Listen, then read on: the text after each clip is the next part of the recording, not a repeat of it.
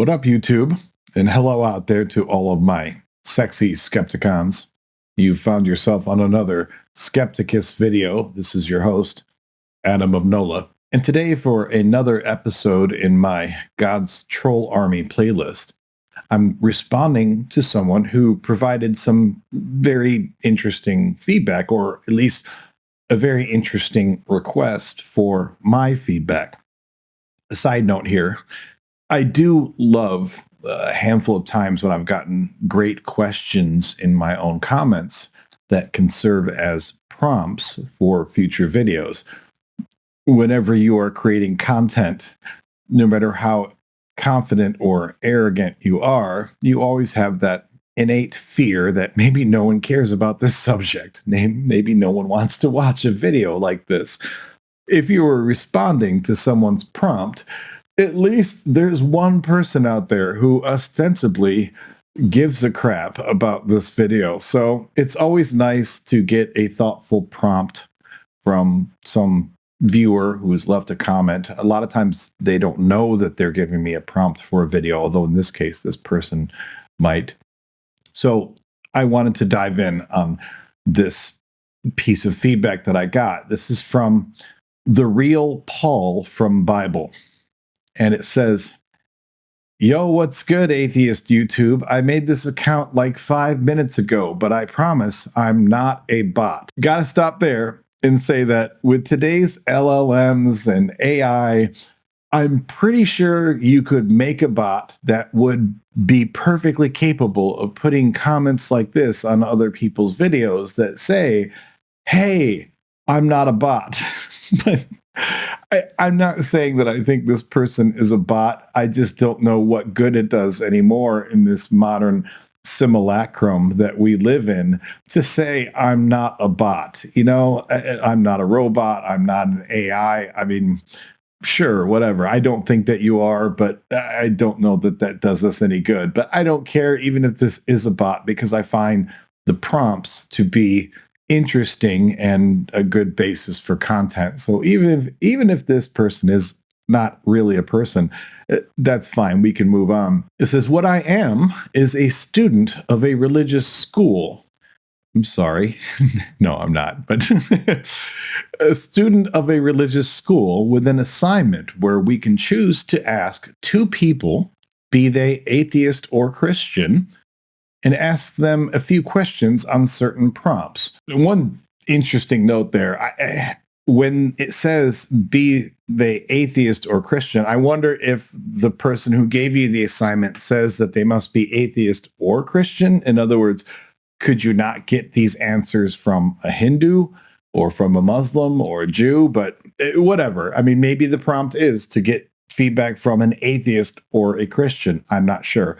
But if you're using that as a binary, like you're either atheist or Christian, I would encourage you to expand your horizon. And I say this just because a lot of students in Christian seminaries are often raised with this kind of binary where they assume it's just you're either Christian or you're not. And the world's a lot bigger than that. But I don't know, maybe you're just condensing it for the purpose of this question. However, and I am more interested in what you guys think on these certain matters, being that I am a Christian. When he says what you guys, I guess he's saying atheists. Okay, so I guess he's saying he's more interested on the atheist point of view on this since he's Christian. So I have a few prompts to ask, and they will be quoted directly into my paper. So please, no profanity or AI. I'll submit the prompts below. A couple notes on this. With regard to profanity, you have full license to edit or bleep or asterisk out whatever it is, whatever words, naughty words that I say. So if I let the occasional shit or, other bad word fly, then just edit appropriately, okay? I'm not going to show up in your class and say, "The real Paul from Bible lied. That was not my exact quote." So do with it as you will. I don't do that many curse words on this channel, mostly as a matter of practicality, because you can put up a video on YouTube that's full of F-bombs, they'll let you do that. They also won't monetize it. And since I am trying in the long run to build up a channel that actually makes me income, it doesn't do me much good to let my truly unfiltered side fly. But occasionally I do let a few profane words fly. And if I do that again during this video, then do whatever edits you need to do.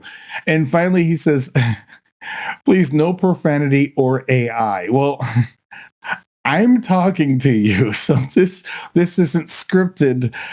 This is not AI. A side note on this: since I started this channel, I've had like 3 or 4 or 5 comments from people over the months that have put comments on my videos strongly implying that the entire video and or I am AI.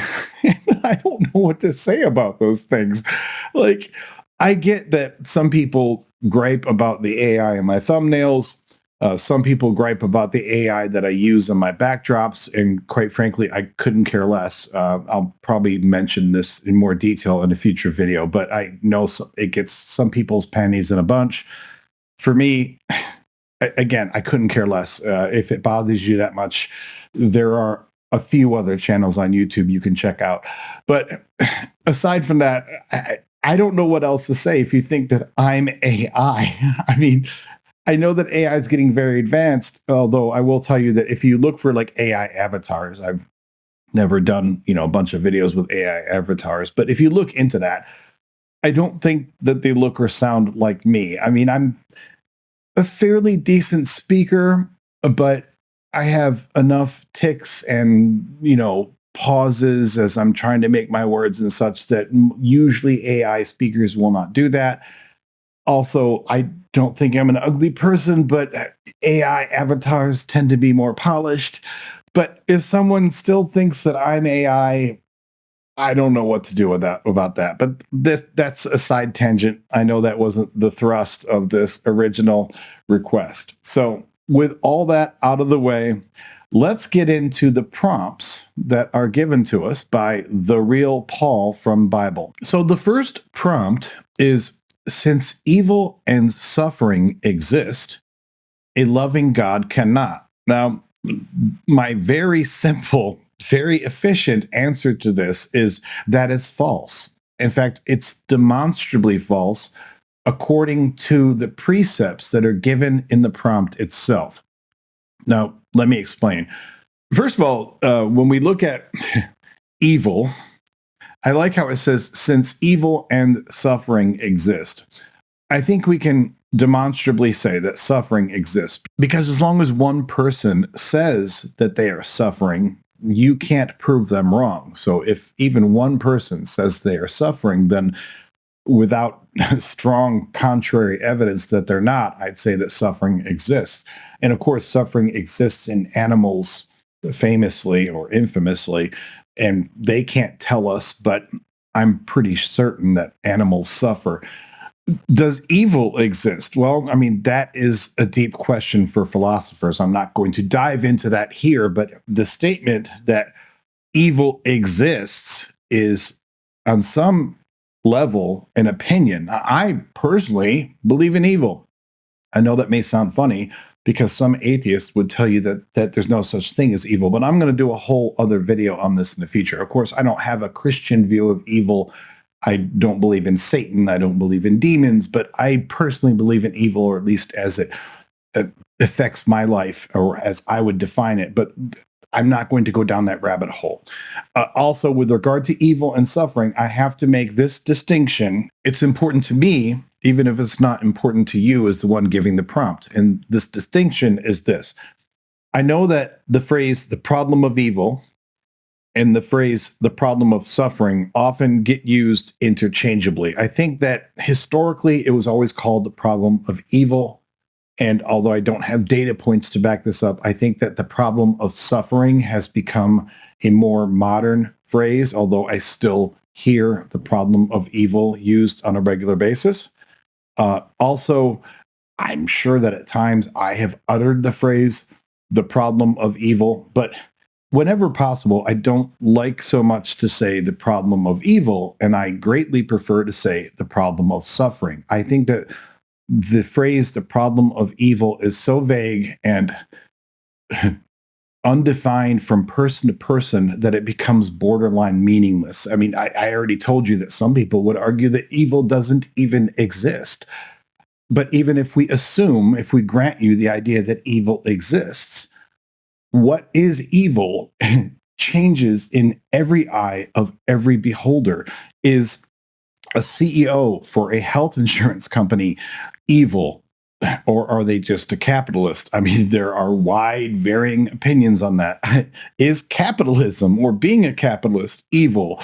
Or is it just an economic condition? There are wide varying opinions on that. Even if we get more into classic issues of evil, personal actions and such, what constitutes evil or not is so gray as to make the question almost meaningless. But the problem of suffering is far more specific, because even if I can't tell you what makes you suffer, and even if I can't define perfectly whether or not you are suffering, I know that I suffer. I know that I have suffered. I know what suffering means to me. And I think that we have a better universal general understanding of suffering than we do of evil.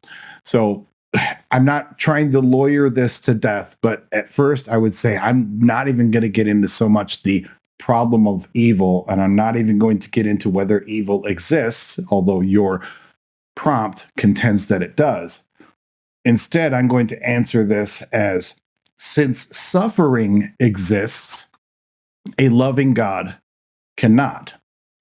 Even when we pare it down to that level, I would say that this statement, this prompt on its face, is demonstrably false. Here's why. Because when you say, if suffering exists, a loving God cannot, well, I'm assuming in that prompt that, or I feel like baked into that prompt, is the Christian God. Or even if it's not the Christian God, it sounds like we're referring or trying to get someone to automatically believe in the idea of an omnipotent God. So here's the deal. Suffering can absolutely exist with a loving God, even though I don't believe in God, but I understand the construct quite well. And even if we accept the idea of God, and even if we grant you the idea of a loving God, then can suffering exist? Or conversely, if suffering exists, can you have a loving God? I would say, yes, it absolutely can exist. A couple ways this can happen. First of all, there's the classic issue of free will, right? Some people, especially some atheists, don't believe in free will at all, but I'm not going down that path. Calvinists claim that they believe in free will, and yet I would say they do not. But again, not going down that rabbit hole. We have enough content to cover here that we're going to struggle to keep this brief. But here's the deal. If we assume that free will exists, then I would argue it is inevitable that some degree of suffering would result from that free will. To some extent, we cause our own suffering through free will. In other words, sometimes we make bad choices. And a loving God, even a perfectly loving God that just wants nothing but the best for you and wants to do everything that it can for you. But at some point, if you make all of the worst choices at every turn in your life, it's inevitable that even with the loving God, you will suffer, because the only way that could work, that a loving God could ensure that you never suffer, is to completely remove your free will and move you around like a puppet, like an automaton. Because if I have free will, and again, that's a side topic, I'm not going to dive into that, but if we have free will, then ultimately I might make the choice to go out and do a bunch of heroin tonight, or I might make the choice to go out and attack that guy that I really have been hating, and I get arrested and put in prison for the rest of my life. I can make any number, an infinite number of bad choices that could lead me to experience my own suffering. And of course, unfortunately, if again there is free will, I can also make choices that will lead to the suffering of others. So I might come home today and find that my house has been broken into while I was gone, and everything of value, everything that I need to live comfortably has been removed from the house, which would certainly lead to some level of suffering on my part. Because of the free will, the free actions of another party who chose to steal from me. Maybe while they were in the house, they accidentally set something on fire and just let it burn because they didn't want to get caught, which will cause even more suffering on my part due to the free actions and the free will of others. Maybe while they were doing this, they then left the house, but my beloved pets died in the flames, which would cause even more suffering. And, it goes on and on. There's any amount of suffering that could be caused by free will if you indeed believe in free will. Now, the bigger problem, I think, especially for Christians or for anyone who is a proponent of an omnipotent God, is not the suffering that's caused by myself or the suffering that's caused by other agents of free will. But there's a lot of suffering in this world that doesn't seem to be tied at all to free will. And you would think that if your loving God is also an omnipotent God, that he could stop it. For example, free will might cause me to make my own bad decisions or to make other people suffer. But where is the free will in flesh-eating bacteria? Where is the free will in a hurricane that hits the coast and a tidal wave that kills 100,000 people in one fell swoop? Where is the free will in the child that gets leukemia and suffers for a year or two and then dies horribly? There doesn't seem to be any free will, even if we assume that, okay, animals have free will too. I mean, leukemia is not an animal. Leukemia is an affliction. It's a disease. It's this runaway condition of our own cells. And if you're going to tell me that that is part of your loving God, then I'd say that's still possible. But here's the deal. It can be an artifact of a world created by a loving God. But if leukemia, even child leukemia, is one of those artifacts, then it tells me that your God's not omnipotent. Because you can't tell me you worship an omnipotent, all-loving God who also says, yeah, child leukemia is a thing and it's fine, it's cool. That doesn't make one shred of sense to me. Even Christians struggle with questions like that, and they should, because every answer I've ever heard from a Christian on it is woefully inadequate. But what Christians typically will never do is admit that maybe, just possibly, there is a God, but their God isn't truly, completely, universally omnipotent. Maybe there are rules that even God has to follow. Like maybe one of those rules would be that he can create the conditions of life, meaning cell formation and mitosis and meiosis and all these things that allow our bodies to grow and to thrive. But it could be that once you've created those conditions, you have no choice then but to also accept the nasty side effects or consequences that come from that, which is that sometimes those cells go wrong and people get leukemia. You could create a system of weather whereby you have convection and you have air currents and have all this stuff going on, which allows us to water all of our crops and it allows us to have beautiful spring days and days at the beach. But that same system, once you've created it, necessarily also will occasionally create hurricanes and tidal waves that kill people indiscriminately. I have always thought that it's very possible, even if you want to believe in a God, even if you want to believe in a loving God, that it's possible that he, she, it created the parameters, but that doesn't mean that they can create the parameters and create every little side effect that happens within that system. Because if you start fixing or tweaking everything in that system, then it's no longer the system that you've built. But if we go down that path, that implies that your all-loving God is not truly, completely unfettered, omnipotent. Take your choice.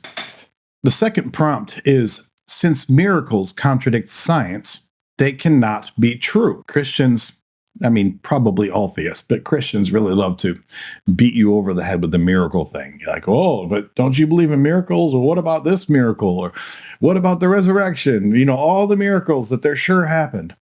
So there's a couple ways to attack this prompt. First, there is the simple skeptic's position, which is that there is not a single miracle in the history of mankind, in the history of the universe, that we know has actually been confirmed to have happened. And that'll piss Christians off. And they'll scream, no, there's all kinds of miracles. You know, they'll tell you that creation itself is a miracle. Now, part of this is just a matter of definition.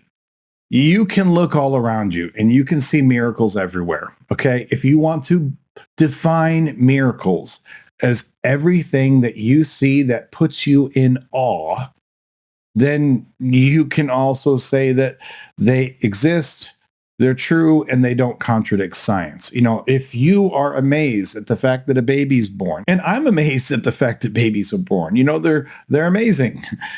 If you're amazed at a tree, I mean, I can look at a tree and say, wow, that tree's beautiful. It's incredible that this thing grows and thrives and flowers and blooms.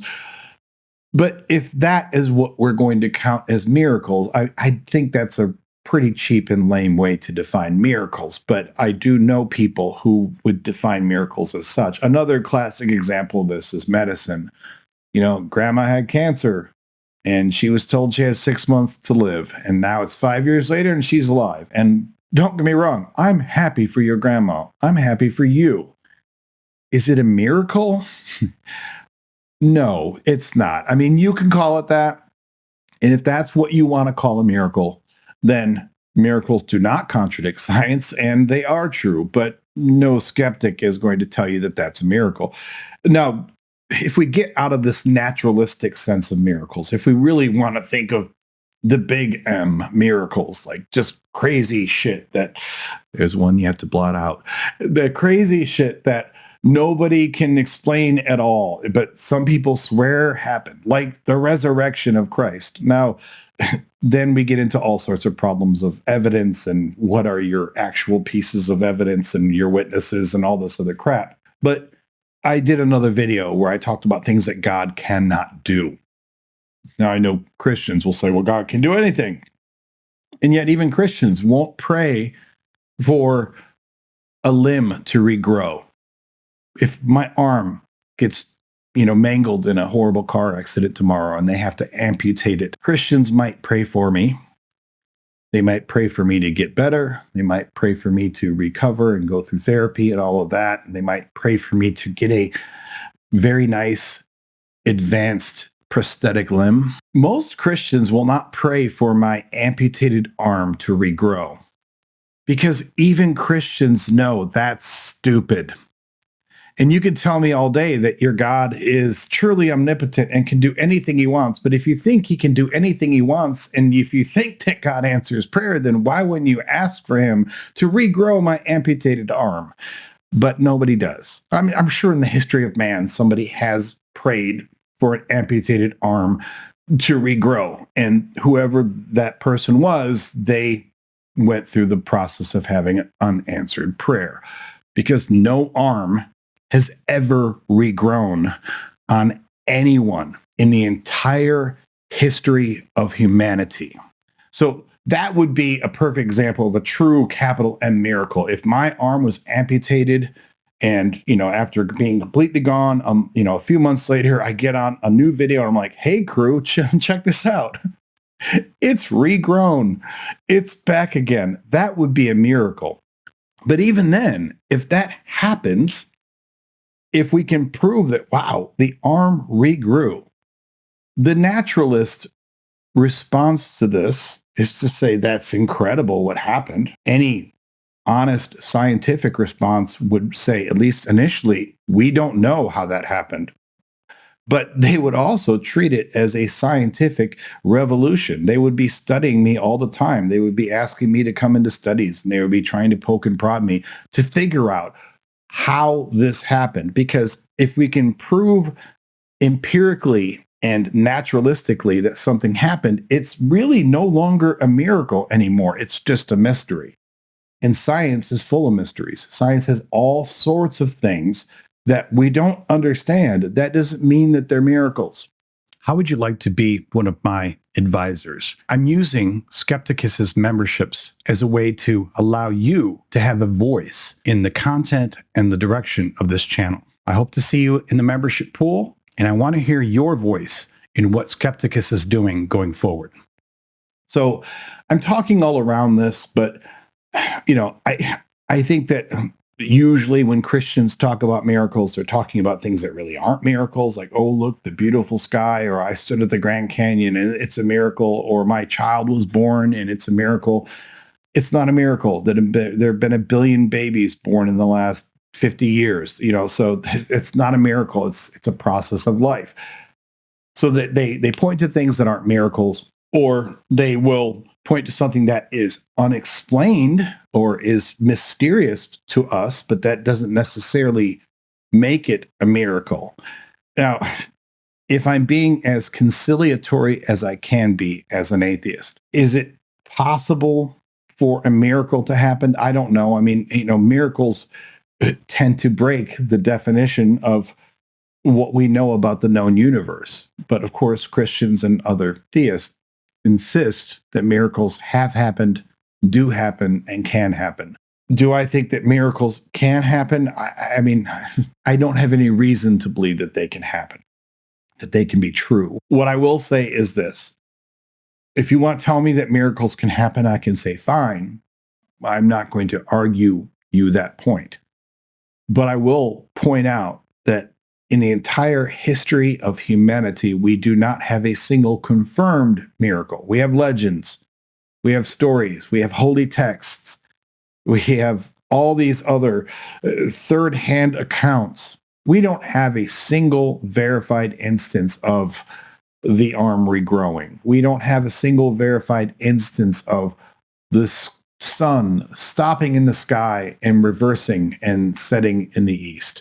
We don't have a single verified experience of anything that any reasonable, skeptically minded person would say, whoa, that's a miracle. So are they possible? Can they be true? I mean, I guess anything can be true, right? If we want to expand our mind to every possibility that we don't understand. But I have no reason whatsoever, and no one who is empirically minded has any reason whatsoever to believe that in the entire history of our species, a single miracle has ever happened. So take that as you will. The third prompt is that God isn't worthy of worship if he allows innocent children to be killed. Honestly, I think that in some respects, this prompt is a bit of a recycling of the first prompt about, since suffering exists, a loving God cannot. So when it comes to, is God worthy of worship if he allows innocent children to be killed? Again, this comes down partially to a question of free will. So if you believe in free will, then it means that men can do horrible things to other men. It means that I can kill your child. And if you don't want to believe that, I mean, just look at the Psalms where there is an imprecation to smash babies' heads against rocks. I mean, that's in the Bible. The Bible has an imprecation to smash babies' heads against rocks. I mean, right there, that tells you that if you want to believe in free will, then you have to accept the corollary that some people exercising their free will do horrible things. But just like in the problem of suffering that I talked about from the first prompt, I think that the deeper problem for Christians or for any believers in an omnipotent, omnibenevolent God, the bigger problem that they have is that sometimes innocent children are not killed due to the free will and actions of other people. Sometimes they're killed by leukemia or by flesh-eating bacteria, or by any other number of naturalistic causes that if you want to believe in an omnipotent God, then I don't know why you have to believe that those things happen. But just like the first prompt, well, another way to look at this is if you want to let go of the old canard of a truly omnipotent God, and by truly omnipotent, I mean like the God who can make a stone so heavy that he cannot lift it. I mean, this gets to absurd levels. But if you allow yourself to let go of that canard, then yeah, it's possible that with free will, or even taking free will out of it, talking about things like leukemia and such, that it could be that within the system that is created, that God is only powerful enough to create the system. But now that the system is created, that these bad things happen, even sometimes when innocent children are killed. So whether or not that God, if you were to allow that, is that God worthy of worship? I mean, that's a personal question. I guess the easier way to have addressed this prompt from the beginning is saying, is God worthy of worship if he allows innocent children to be killed? I mean, I don't know. Do you want to worship him? That's a very personal question, right? You can worship anyone. You can worship anything. You can worship evil shit. You can worship, other things or ideas that other people think are weird or abhorrent. So even if we assume that there is a God up there who actually is actively allowing innocent children to be killed, and that he could stop it, but he doesn't. I mean, is he worthy of worship? If you're asking me personally, I'd say no. But if we're asking universally, that's just something that every person has to answer for themselves. The next prompt is, do you find it offensive that Christians claim Jesus is the only way to God?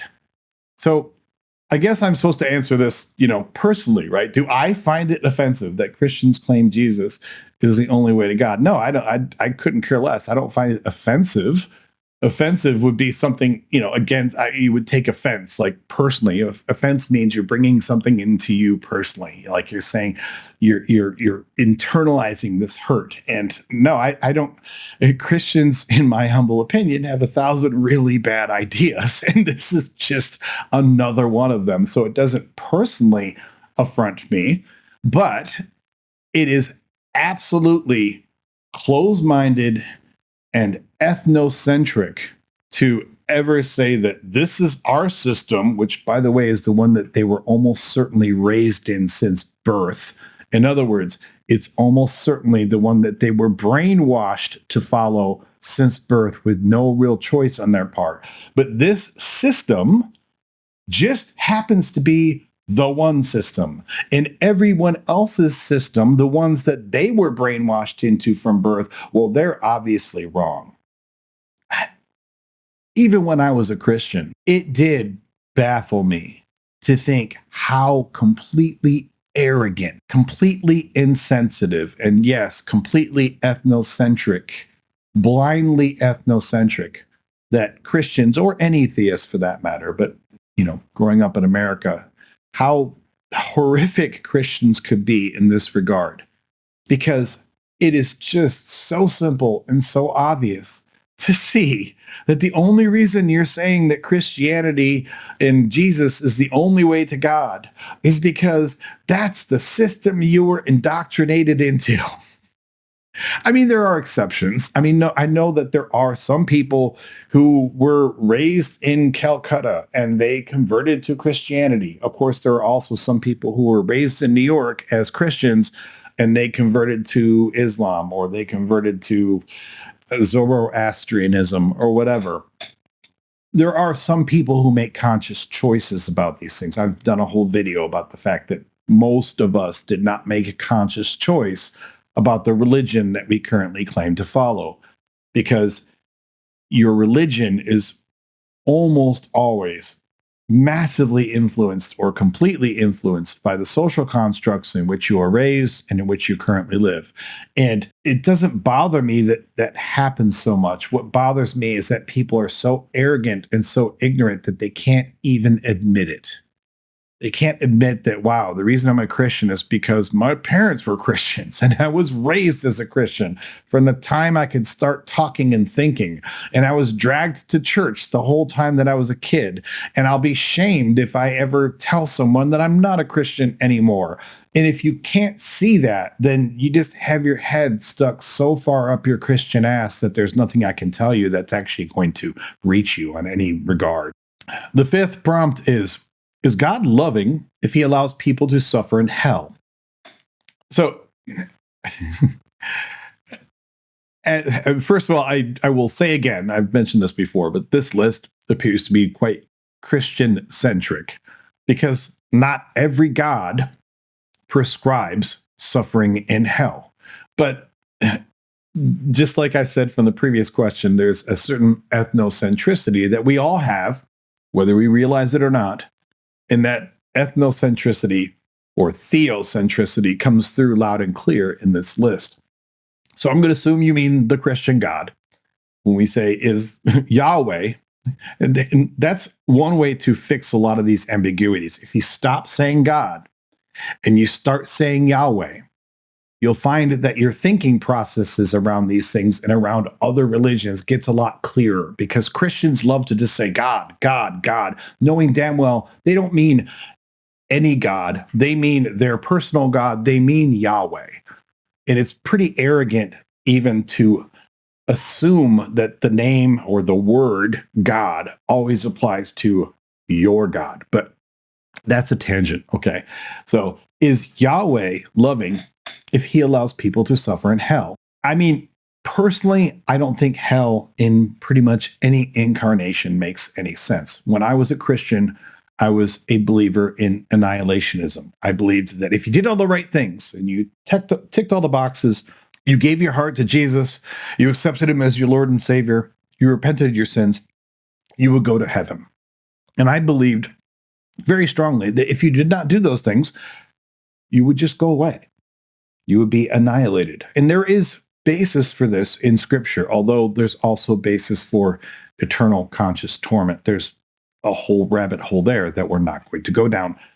So I believed in annihilationism. But if we want to assume the Judeo-Christian construct that has become hell, it's really just a Christian construct, really. But anyway, if we want to assume hell, and we want to assume that God's sending someone there, then let's rework this question. Is Yahweh loving if he sends anyone to suffer in hell? So I would say that under the Christian idea of hell, no, he cannot be loving. Or at a minimum, he can't be loving, and he certainly can't be just. Here's why. Because the traditional Christian construct of hell is eternal. There is nothing you can do in this world which, under any semblance of logical justice, warrants eternal conscious torment. Now, even though I never believed in a fiery pit that we burned in, I can get behind the idea that if you were a real shithead in this life, that maybe your reward for that shitheadery is that you're going to burn for a while. Maybe if you just cheated people at your company every day, and that's the only bad thing you did, maybe you burn for a month before being annihilated or maybe going to heaven, depending on how you want to view that. Maybe if you're Hitler, you burn for 1,000 years or 100,000 years. I mean, as bad as Hitler was, and Hitler was, of course, horrible, right? He's the pinnacle of horrible person. I mean, as horrible as he was, how long does that equate to burning alive? I mean, think about this. If you were burning every second would feel like an eternity, right?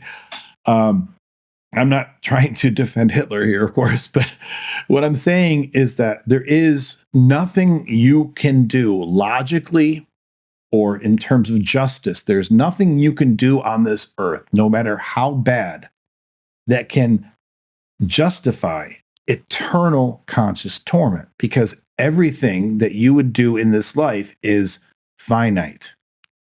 So if you think about eternity, if you try to wrap your head around eternity, it just doesn't make any sense. Now, if we take the eternal part out of it, and your prompt did not say eternal, it just said, is God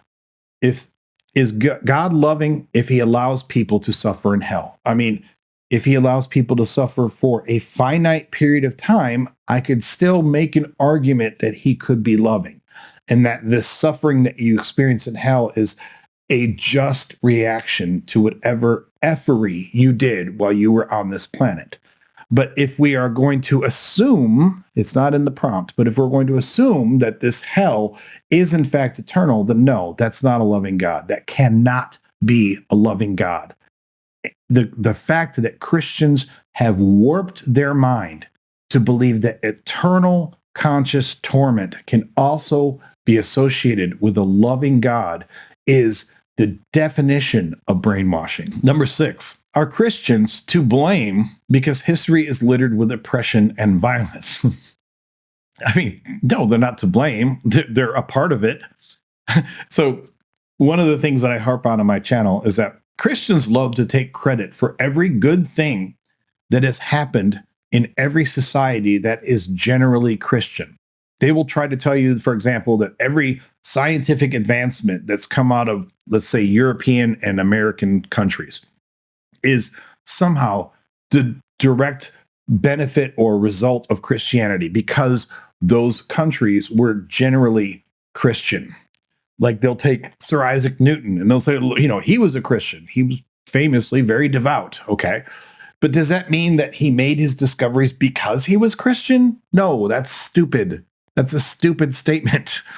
There's no reason to believe that he wouldn't have made his discoveries if he wasn't Christian. Now, when you get into the butterfly effect, maybe if he wasn't Christian, maybe he wouldn't have made those discoveries. But it's not like Christianity means you do good things and non-Christianity means that you don't. But I bring this up because Christians want to take credit for all the good things that happen in a quote-unquote Christian society, but they don't want to take blame for any of the bad things that also happens in Christian societies.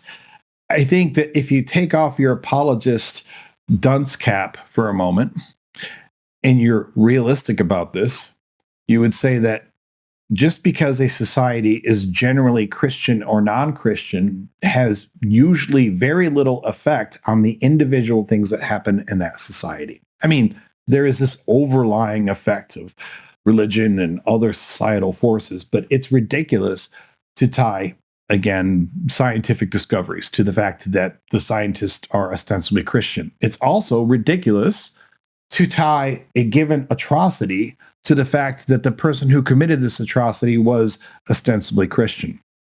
So have Christians done bad things? Of course. Have atheists done bad things? Of course. People of every flavor and ilk have done bad things.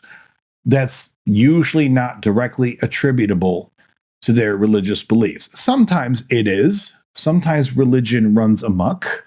And Christians famously want to try to tie every atrocity of the 20th century to atheism. They'll tell you that Hitler was an atheist, and that's why it's all due to atheism, which is a lie, and that's wrong. They'll tell you that, the Soviet Union was atheist and everything that happened there is attributed to atheism, which is a lie, and that's wrong. But again, they will try to turn this prompt around, and they'll say, well, no, all of the oppression and violence of history has come from atheists, which is just as stupid as saying that all of the oppression and violence of history has come from Christians. So it is true that history is littered with oppression and violence because humans, this is what we do, unfortunately. Are Christians to blame for that? Well, no, they're not to blame for it. Christianity, like every major religion, has at least some degree of, well, I can't say every major religion, like almost every major religion has at least some degree of culpability for these things. I had to throw in that caveat because I'm like, okay, when was the last Buddhist dictator who infamously slaughtered millions of people? I don't think that's happened. So I'm basically an anti-theist because I'm not anti-religion. Like, when's the last Taoist leader who, did horrible things? I'm not sure. I mean, I'm sure that there's an example somewhere, but the point is, it seems like a lot of the bad things in life come from people who have either gone off the rails and said, okay, all religion is horrible, and there are atheist people who've done bad things, or from people who have gone off the rails and said, I'm going to do everything in the name of my religion, and I'm going to use that as a rallying cry. Christianity has, at times, served as a catalyst for oppression and violence.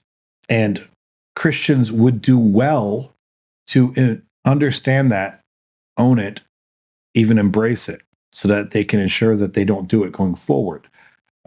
For example, the fact that Christians today run so hard from the slavery question is embarrassing. It's shameful.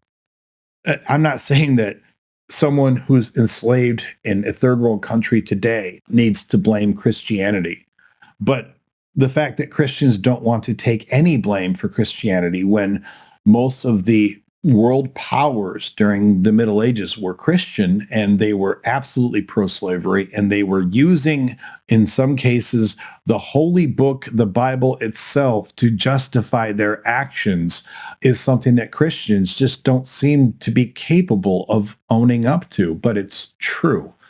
But again, to the point of the prompt, does that mean that Christians as a whole are to blame because history in general is littered with oppression and violence? No, of course not. If we're being realistic about this and we're not using the general broad stroke ridiculous terms that Christians use when they're trying to demonize atheists, the simple fact is that the reasons for oppression and violence in the entire world are a lot deeper than because they're Christian or because you're atheist or because of any other label. The seventh prompt says, bonus, write what you want. Must respond to one of the first 6 to do the bonus, though. I've already done a video. Do I have to write more? So my response to my first 6 answers is that they were great and I'm brilliant and you should subscribe and you should like this video and you should put lots of comments down below. That's my written or spoken written response to the first 6. So then finally, this person says, I'm going to comment this on a few more atheist channels. So if you see me again, you know why. I'd love to see if you get other responses from other atheists. I'd love to see what their thoughts are on these things. It says, if I get a lot of responses, I'll try to let you guys know which I choose. Also, is this profile pic tough? I guess so. Like this person, their username is the real Paul from Bible, and there's a picture or painting there of Paul with a sword. So yeah, it's tough, dude. I'm 52. I don't really use tough, especially TUFF very often in my vernacular. But if you want to say it's tough, it's tough. I'm with you, bro. Thank you for all of these prompts. I have found them fun to go through. I hope that you guys have found some value in these responses. Please like and subscribe.